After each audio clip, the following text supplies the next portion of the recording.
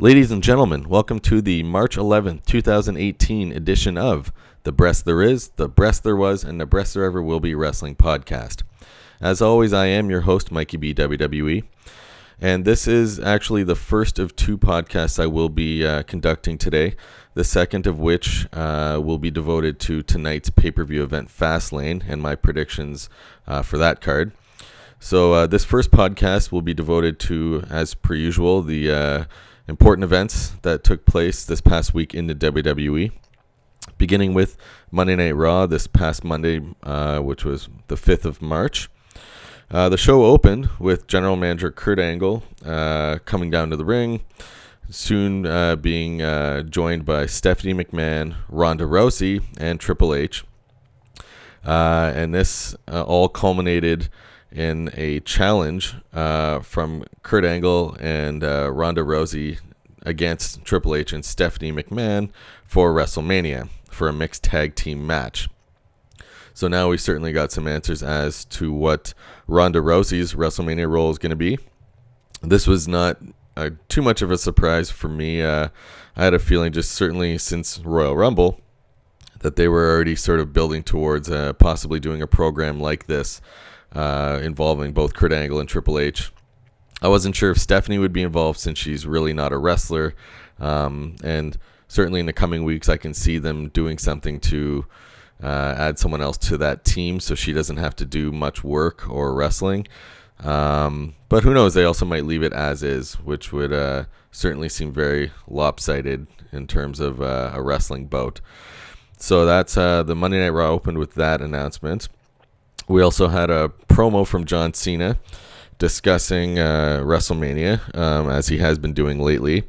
And now, after qualifying the previous week on SmackDown Live to be in the Fastlane pay-per-view this evening, John Cena is talking about, he came out talking about how he's going to win tonight, his 17th, which would be the record-breaking amount for a number of championships in WWE's history.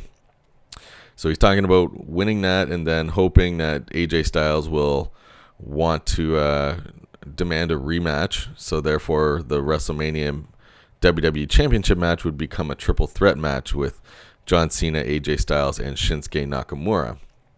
So a lot of wishful thinking from John Cena. I'm at the moment still led to believe that the WWE is certainly aware. They're cognizant of the fact that AJ Styles and Shinsuke Nakamura, just the two of them, is a match that most wrestling fans would certainly love to see. So I'm still holding out hope that John Cena and Undertaker is going to be a possibility this year at WrestleMania. But it's interesting nevertheless that after not mentioning it much in recent weeks, before recent weeks, not mentioning it much, they've really started to address now the John Cena breaking the record for most championships won. And I also have trouble and difficulty accepting that the WWE would make this record-breaking championship victory occur at one of the minor pay-per-views like Fastlane. I'm sure they're going to save that for either next year's WrestleMania or one of the other big four, or one of the other big three of the big four pay-per-views in the year, which is, of course, Survivor Series, Royal Rumble, or SummerSlam. So I don't think this changes a whole lot, but it's certainly adding some intrigue as to what's going to happen with John Cena for WrestleMania this year. We still do not have that puzzle piece in place yet. Besides John Cena's promo, we also learned who the latest inductee into the WWE Hall of Fame is. The fifth entrant is Hillbilly Jim, who is definitely a big fan favorite during the early Hulkamania years when Hulk Hogan, Andre the Giant, Macho Man, figures like this were very prominent in the WWF at that time, before WWE. So Hillbilly Jim is the latest inductee. In other action, after a match with Mandy Rose, in which she was victorious, Bayley was then attacked by the group Absolution. Following this attack, Sasha Banks came to Bayley's aid to stand up for her, And after they fended off the assault from the Absolution faction, Sasha Banks went for a hug with Bayley, which Bayley declined. So, I think we're building towards something here at WrestleMania, probably a matchup between Bayley and Sasha Banks. It'd be nice if it was for some sort of a title or if they got into the title picture themselves, but I have a feeling it might just be a single one woman against one woman matchup. But we don't know if this is even going to make the main card or not, but they're certainly dealing with a little bit of a program or feud between these two, and a friendship that's certainly not at its strongest right now. Besides this, following a match against Rhino, Bray Wyatt, who was victorious in this match, sees Matt Hardy come on the Titantron, and Matt Hardy has now issued a challenge to Bray Wyatt to compete in a Hardy compound match, which in WWE we're not familiar with, but they did a match like this between the two Hardy brothers in a different wrestling promotion that they used to work for. So a lot of the fans on hand seem to already recognize this style of match, which I think is going to be very similar to the Wyatt compound match that we saw in the last year or so, when the Wyatts competed against the New Day. It was either in the last year or two when that match occurred, but either way, it's probably going to be something similar, an outdoor, dark, eerie sort of style match. This wasn't announced when this match will occur, but my educated guess would be that it would be for WrestleMania, because I doubt they're going to do this just on an episode of Monday Night Raw. And for Raw, there's no more pay-per-views until WrestleMania, so I'm led to believe that WrestleMania will be the location for this match, this upcoming match. In addition to this, we had the Miztourage, so the Miz and the rest of his group, Bo Dallas and Curtis Axel, taking on Seth Rollins and Finn Balor in a handicap match.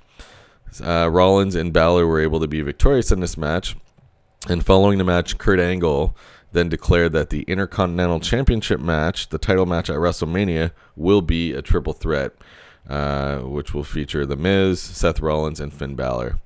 This was also not much of a surprise. I've been saying in recent weeks on my podcast that WrestleMania, just due to the enormity of it, due to the fact that they have so many wrestlers they're trying to squeeze onto this big pay-per-view card, we're going to see many triple threats, many fatal four-ways, types of matches where there's going to be far less one-on-one kinds of matches, which is a bit of a shame, but that's the dilemma they're presented with. So their conclusion is that they will just incorporate more people in each match. So that's how the WWE thinks is the best result to do that.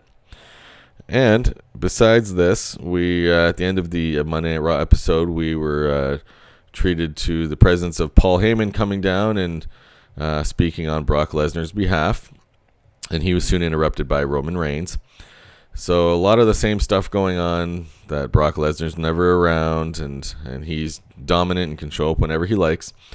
Paul Heyman did declare that next week's Monday Night Raw, which is in Detroit, Brock Lesnar will in fact be there, and he will be face-to-face with Roman Reigns, finally, which they were sort of advertising already this past week or two. So that's pretty much all we learned from there, is that there's going to be an encounter next week. And moving over now to SmackDown Live the following night on the 6th of March, there quite honestly was hardly any developments going on there because of their pay-per-view tonight. And this is not uncommon that when you're on the verge of the pay-per-view and it's already in place, there's very little storyline development or tweaks made to the program to set up for the pay-per-view. This particular episode of SmackDown Live, the only two notable events were the announcements of two additional matches at Fastlane for tonight.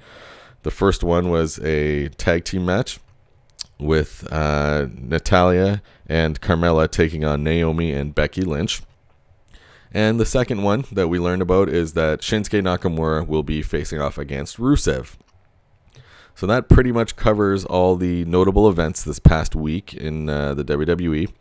Like I said, stay tuned. I will be conducting my Fastlane pay-per-view predictions very shortly. And besides that, don't forget to like and subscribe to my channel below if you liked what you heard today. And also welcomed any questions or suggestions as well below. Thanks very much for listening, and see you next time.